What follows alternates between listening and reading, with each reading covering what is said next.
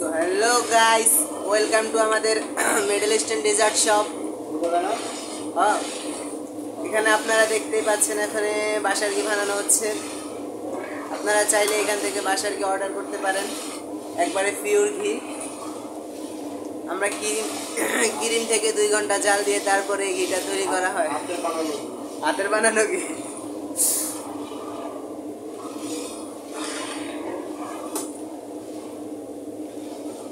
এর মধ্যে কোনো ভেজাল নেই, পিওর ঘি,